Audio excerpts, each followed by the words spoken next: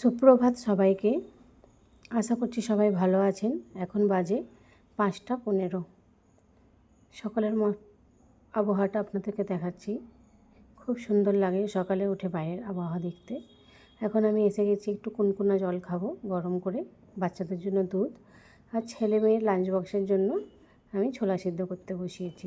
আজকে ছেলে মেয়েদেরকে লাঞ্চ বক্সে আমি ছোলার তরকারি আর রুটি দেবো। এই গরম জলটাকে এখন আমি মধুর মধ্যে ঢেলে নিচ্ছি। আমি লেবু দিয়ে খেতে পারি না, সেই জন্য লেবুর রস দিই না। লেবুর রস খেলে লেবুর রসটা দিলে আমার দাঁত একদম টকিয়ে যায়, এত টকিয়ে যায় আমি অন্য খাবারগুলো সারাদিনই খেতে পারি না। তারপরে দরজা খুলে নিলাম। দরজা খুলে আমি যাচ্ছি বাইরে, কেননা ঠাকুরের জন্য ফুল আনতে যাচ্ছি।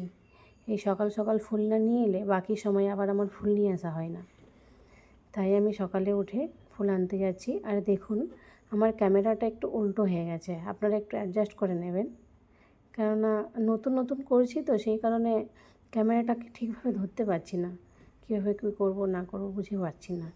তারপরে গেটটা খুলে আমি বাইরে বেরিয়েছি, আর বাইরের অবস্থাটা দেখুন, পুরো ভিজে আছে রাস্তাঘাট সব দিক।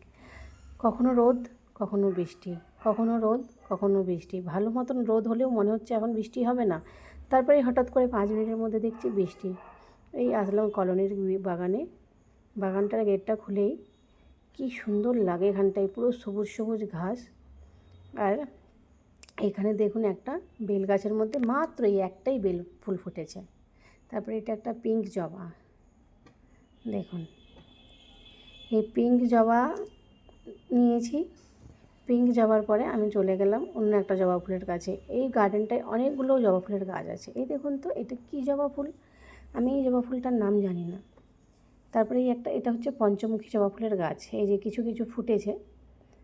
তো আমি তো সব তুলি না, কেন কলোনির অনেকেই আছে ওরাও তোলে ফুল, তাই ফুল এই তুলে নিয়ে এসেছি।